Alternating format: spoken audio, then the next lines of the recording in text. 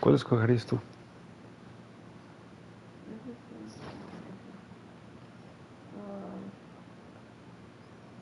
¿O este? A ver, otro. Así, performance. ¿Por qué? No sé. O los colores. Es the proprietor's frame rate. No te dice nada de colores. Resolution denied. Si le cambias se ve diferentes colores. ¿Dónde? ¿No? A ver. No dice colores en ningún lado. Ah, entonces no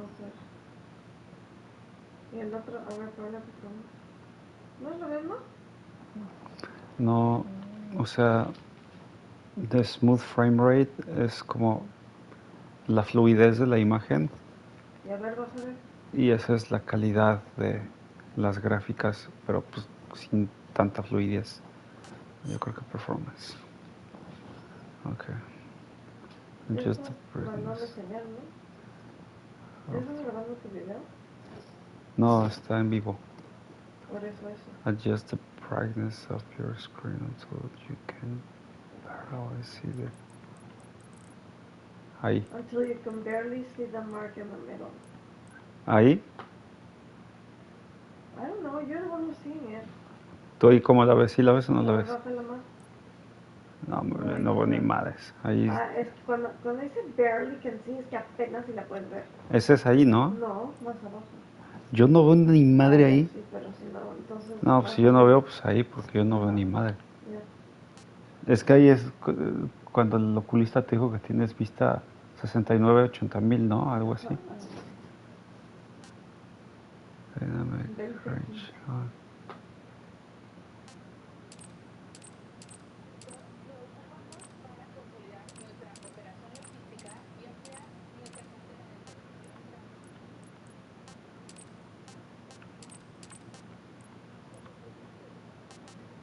Wow.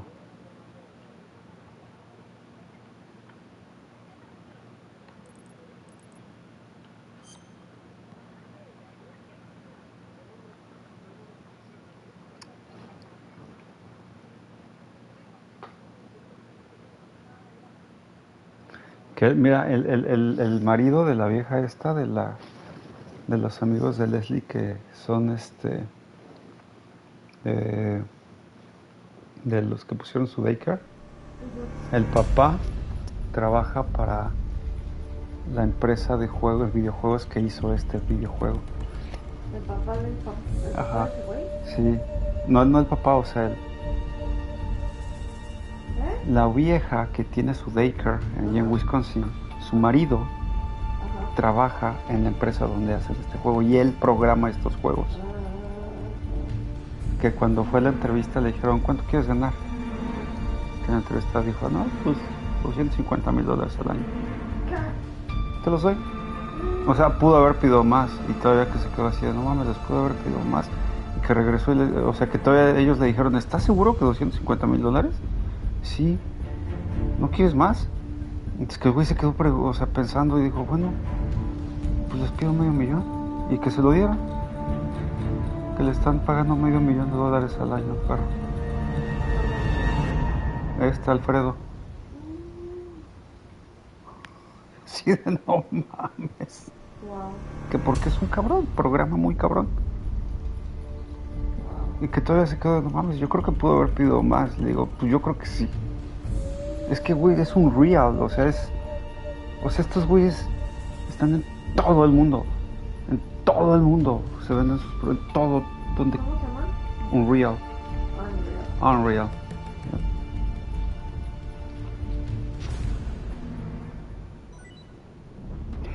Todo eso quedó grabado.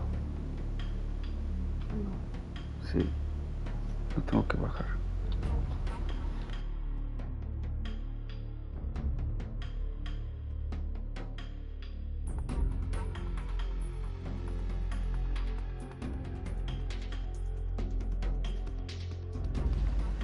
Bueno, aquí.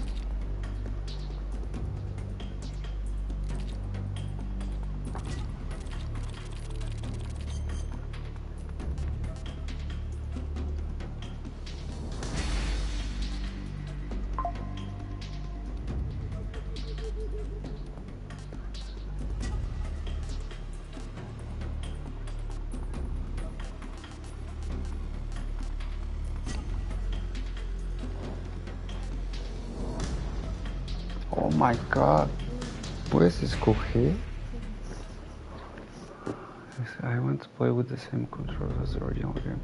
Yes, or had a camera. And it's done this first person. Let's see first. Fire weapons. No.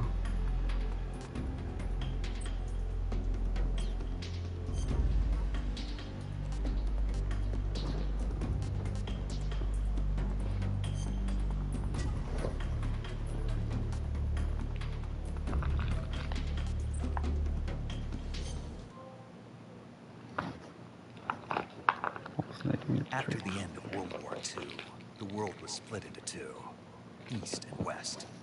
This marked the beginning of the era called the Cold War.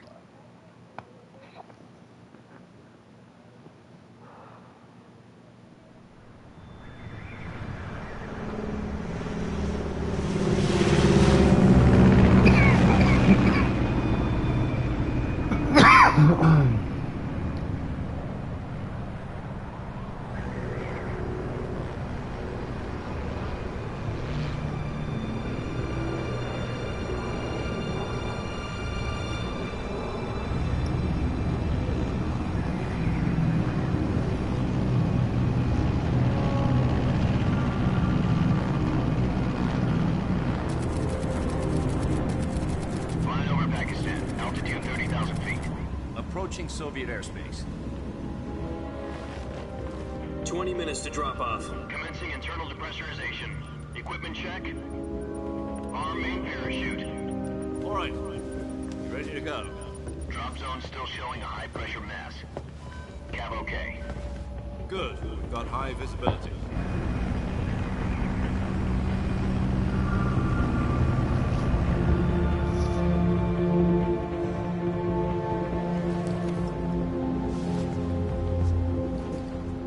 Cigar.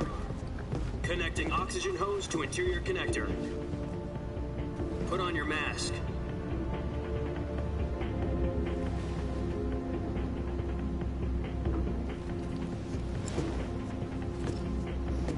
Does this panty waste know what he's doing? Approaching release point. 10 minutes to drop off. Hey, are you deaf? He said put out the cigar and put on your mask.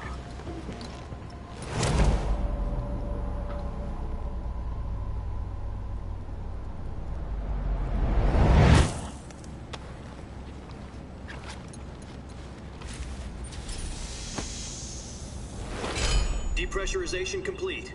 Checking oxygen supply. 6 minutes to drop off. Opening rear hatch.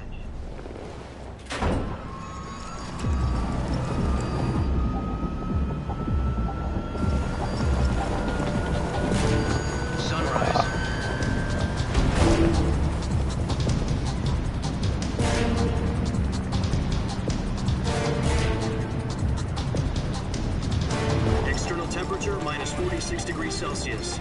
2 minutes to drop off. Stand up. You'll be falling at 130 miles per hour. Try not to get frostbite from the wind chill. 1 minute to drop off. Move to the rear. Activate the alarm bottle. This is one for the history books. The world's first halo jump. 10 seconds to drop off. Stand by. Status okay, all green. Prepare for drop-off. Countdown. 5, 4, 3, 2, 1. Spread your wings And fly. God be with you.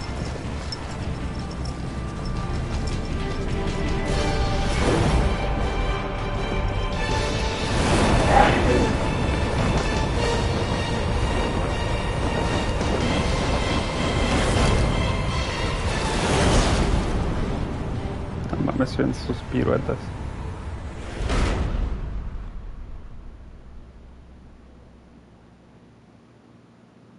Jack, I've got some important news. The head of the CIA has finally given us the green light for the Virtuous mission. Virtual mission? No, the Virtuous mission. The future of our Fox unit depends on it. If it succeeds, we'll be officially organized into a unit. Virtuous mission? Sounds like some kind of initiation ritual. You know, don't get cocky. This isn't a training op. Right. So what exactly is this wonderful mission? Well, about 2 years ago, a certain Soviet scientist requested asylum in the West through one of our moles. His name is Nikolai Stepanovich Sokolov.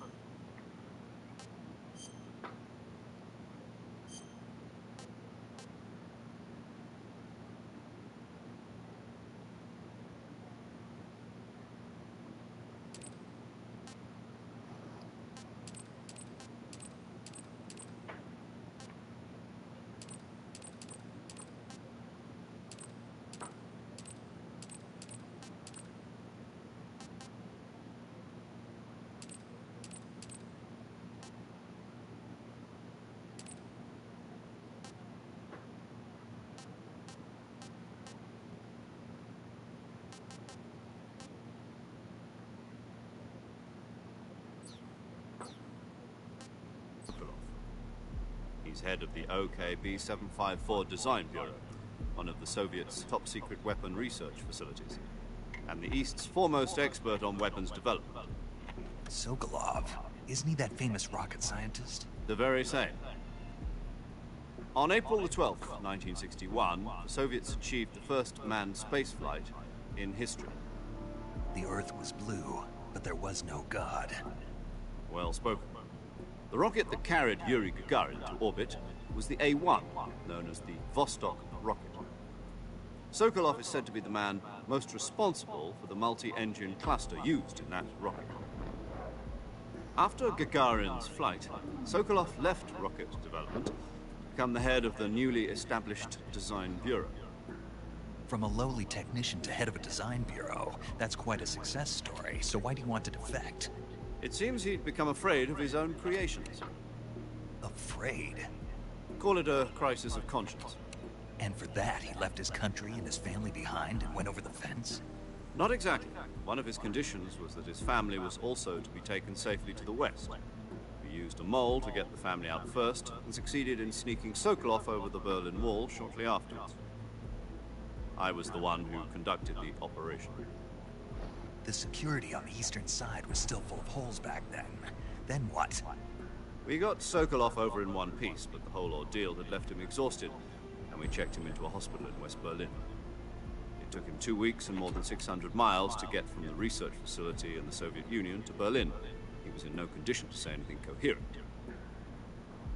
And it was only a week later that we had something much bigger on our hands. The Cuban Missile Crisis. October the 16th, 1962, President Kennedy received word that the Soviets were in the process of deploying intermediate-range ballistic missiles in Cuba. The President demanded that the Soviets dismantle and remove the missiles. At the same time, he announced a naval blockade to prevent further missile shipments from reaching Cuba. But the Soviets didn't back down, instead placing their armed forces on secondary alert. Soviet transport ships carrying missiles continued on course towards Cuba. US and Soviet forces went on alert for an all-out nuclear war. Frantic negotiations were conducted through the UN's Emergency Security Council and unofficial channels to end the hair-trigger standoff.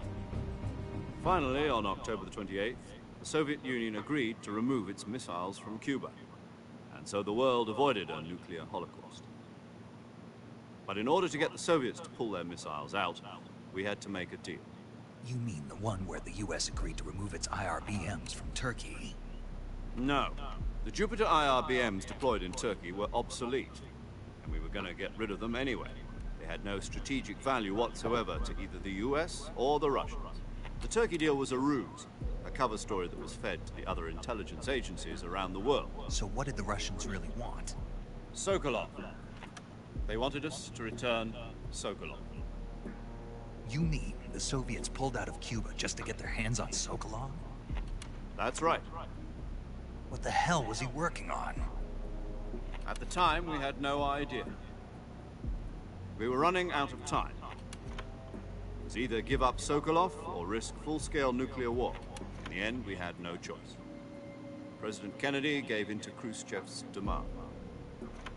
The next day, I got Sokolov out of the hospital, handed him over to agents on the eastern side. Sokolov kept on screaming, "Save me," until he disappeared from my sight. Then a month ago, we received some new information from one of our moles. About Sokolov? Yes. He was taken back to the research facility and forced to continue working on the weapon in question under KGB supervision. What's more, it's on the verge of completion. So what kind of weapon is it? Something to do with space rockets? No, missiles. Same technology. I guess you're right. We don't know the details, but it appears to be a new kind of nuclear device. For half a year now, the Soviets have been conducting frequent nuclear tests at Semipalatinsk. Something to do with the weapon, I assume. We're talking about a secret weapon so big that Khrushchev was ready to pull out of Cuba to get it back. Is Sokolov still in the facility? No. According to our intelligence, he's in Selino-Yarsk, a place in the mountains about 3 miles to the west that's known as the Virgin Cliffs. The Virgin Cliffs. Nice name for a virtuous mission. They moved him there just recently. Why? Apparently, they're conducting a field test of the weapon, but it's our best chance to get him back. This mission would never have been possible if he was still in the research facility. This is our last chance. Sokolov must have known that too when he contacted us.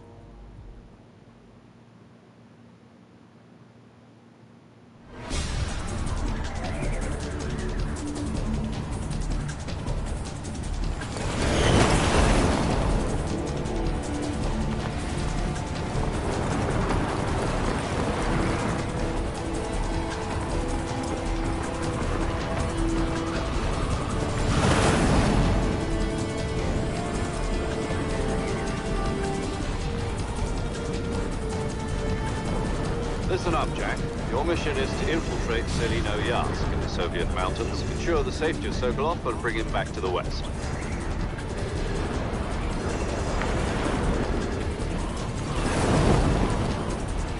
If we don't get Sokolov back before that weapon is complete, we'll be facing a major crisis. The clock is ticking.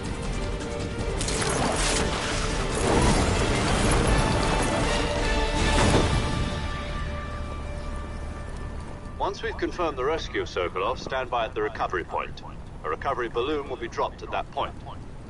Helium will be pumped into the balloon to inflate it. The process takes about 20 minutes. Once it's complete, gunship's arm will latch onto the balloon and pull it up. The Fulton surface-to-air recovery system. I'm familiar with the theory. Take it easy. It's been combat-proven. Do you think Sokolov is up to it? The shock will be less than during a parachute jump, and the arm can handle up to 500 pounds. So you're planning on going over the border in a single combat Talon?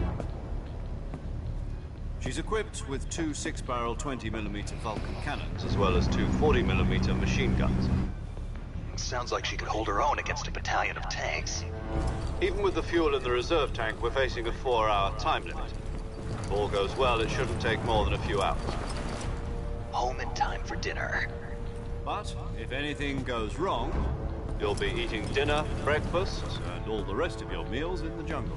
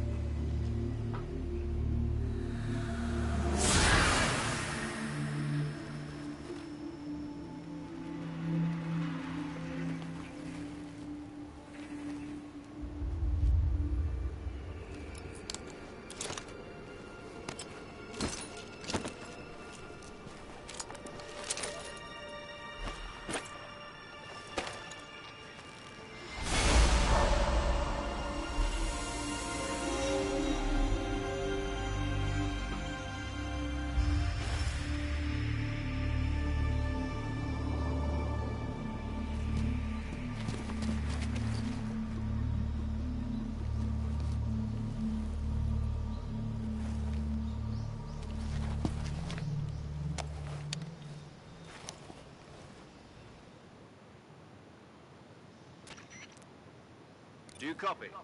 You're already in enemy territory. Somebody might be listening in. From here on out, we'll be using code names to refer to each other. Your code name for this mission will be Naked Snake. I'll be referring to you as Snake from now on.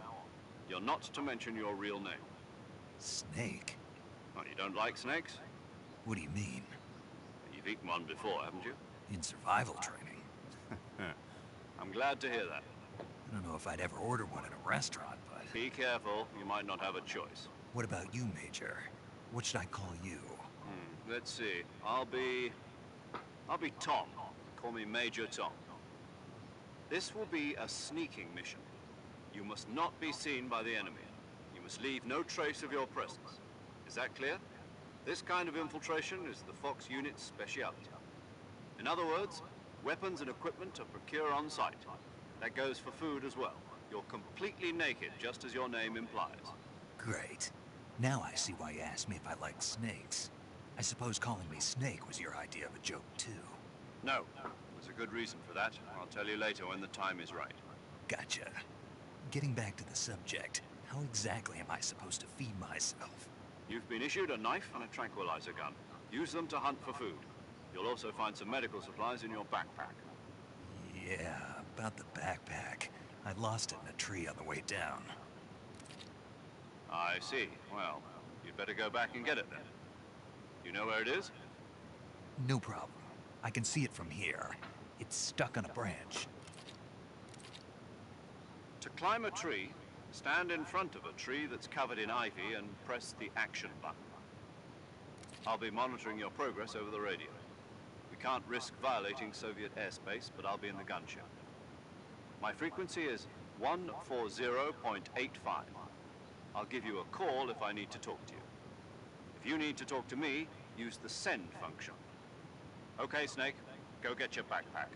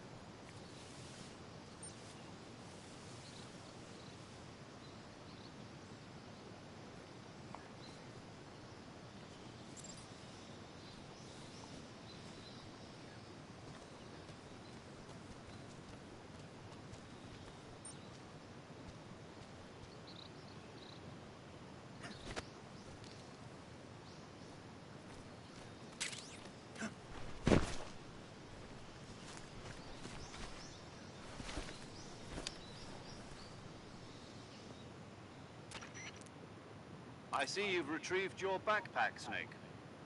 To equip a weapon, it's necessary to take it out of your backpack. In the survival viewer, choose Weapon from the backpack. Your available weapons will be displayed in a list on the screen. From that list, choose the weapon you want to equip and press the Enter button. For other equipped items, just do the same thing from item. Got it. Use the survival viewer backpack. Yep, that's right. Survival is fundamental to this mission. After you've been out in the field for a while, your stamina will start to drop. If your stamina gets too low, it'll affect your performance. You won't be able to shoot accurately, for example, and your wounds won't heal as smoothly. Keep an eye on your stamina so you don't run out. To recover lost stamina, you can hunt for local flora and fauna. You can use either your tranquilizer gun or your knife to hunt. My only weapon is a Mark 22 Hush Puppy tranquilizer gun? That's right. It's been fitted with its own suppressor. However, the suppressor will deteriorate every time you fire. Once its durability reaches 0, the noise suppression effect will be gone. So don't get too trigger happy with it. The suppressor's durability is shown in the icon. Any weapons and equipment beyond what you're carrying now, you'll have to find as you go. I have to find my own weapons and equipment? Whose crazy idea was this anyway? Solo covert actions are standard Fox operating procedure. You can't leave any traces of your presence. No weapons, equipment, footprints, sweat, or bodily waste. The same goes for bullets and cartridges, too. Your presence in enemy territory is already a violation of international conventions of warfare. There aren't supposed to be any American soldiers in Russia. It could spark an international incident. You can't let anyone see you. You can't let the enemy know you're there. This is a stealth mission. You're a ghost, Snake, in every sense of the word. And there'll be no rescue if you're captured. The military and US government will deny any involvement in the affair. Then I'll just have to take care of myself, huh? I'm afraid so. You've been given a fake death pill for that purpose.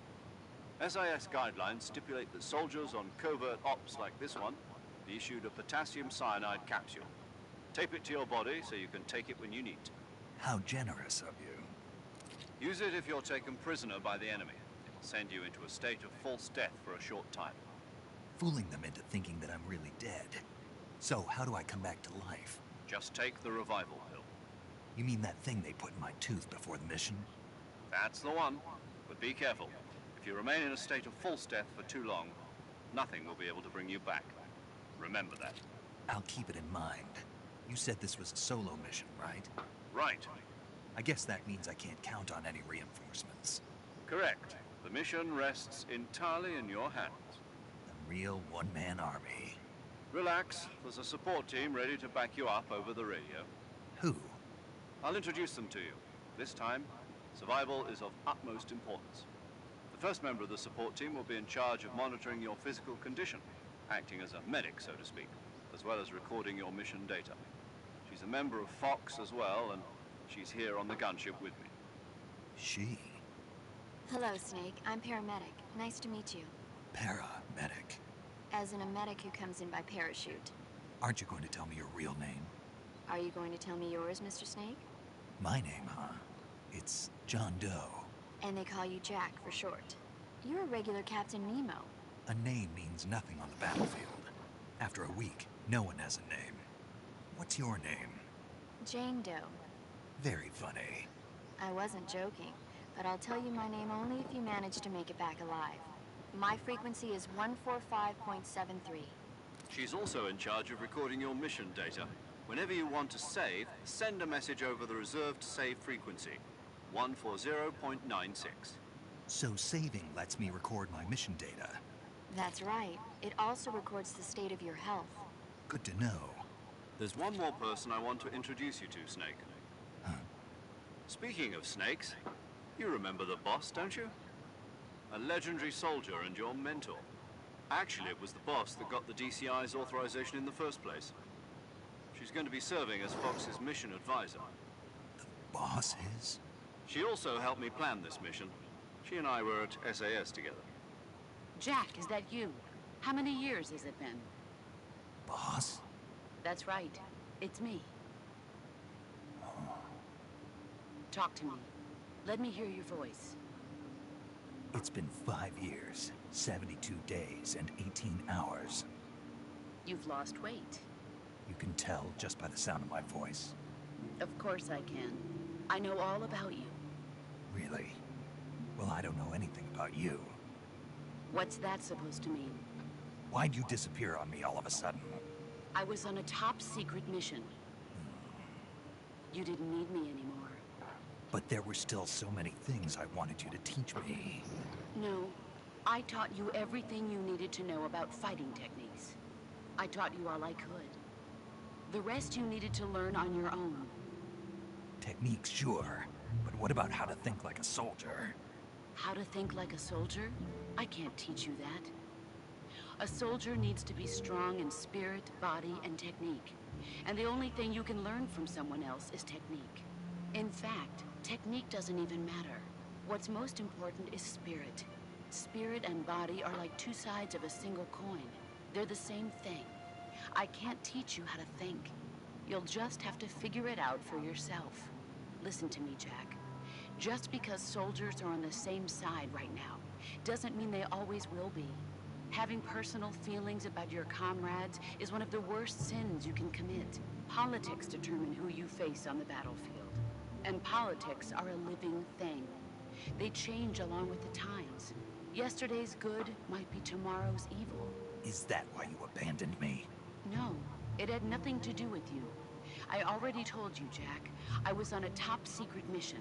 A soldier has to follow whatever orders he's given. It's not his place to question why. But you're looking for a reason to fight. You're a natural-born fighter, but you're not quite a soldier. A soldier is a political tool, nothing more. That's doubly true if he's a career soldier. Right and wrong have no place in his mission. He has no enemies and no friends. Only the mission. You follow the orders you're given. That's what being a soldier is. I do whatever I have to get the job done. I don't think about politics. That's not the same thing. Sooner or later, your conscience is going to bother you. In the end, you have to choose whether you're going to live as a soldier or just another man with a gun. There's a saying in the Orient, loyalty to the end. Do you know what it means? Being patriotic. It means devoting yourself to your country. I follow the president and the top brass. I'm ready to die for them if necessary. The president and the top brass won't be there forever. Once their terms are up, others will take their place. I follow the will of the leader, no matter who's in charge. People aren't the ones who dictate the missions. Then who does? The times. People's values change over time, and so do the leaders of a country. So there's no such thing as an enemy in absolute terms. The enemies we fight are only enemies in relative terms, constantly changing with the times. As long as we have loyalty to the end, there's no point in believing in anything, even in those we love. And that's the way a soldier's supposed to think? The only thing we can believe in with absolute certainty is the mission, Jack. All right, but do me a favor. What is it? Call me Snake. Snake? Oh, right. Your codename is Snake. It suits you well. That's right. The legendary unit that the boss put together during World War II was a Snake. The Cobra unit. A group of heroes that brought the war to an end and saved the world. As long as you've got a legendary hero backing you up, you'll be fine. Isn't that right, Snake? Yeah. I can't think of anyone else I'd rather have with me. Oh, and one more thing, boss. Yes? It's good to hear your voice again. Same here. After all, who knows if either of us will make it out alive? Snake, you are always best at urban warfare and infiltrating buildings. But this is the jungle. Survival is going to be key. Those CQC techniques I taught you are sure to come in handy. CQC? Close quarters combat, huh? I've been in the Green Berets for the past few years. I'm probably pretty rusty. Not to worry. I'll be here to help you remember. After all, this is your first actual survival mission. I'll be supporting you over the radio. Where are you, boss? Next to the Major? The boss is communicating with us by radio from aboard a Permit-class submarine in the Arctic Ocean. My frequency is 141.80. Call me if you need my advice on battle techniques. Gotcha. Your mission is to retrieve Dr. Sokolov. Dr. Sokolov is being held in an abandoned factory located to the north of your current position. Avoid heavy combat and don't let anyone see you. Don't forget that this is a stealth mission. Snake, try to remember some of the basics of CQC.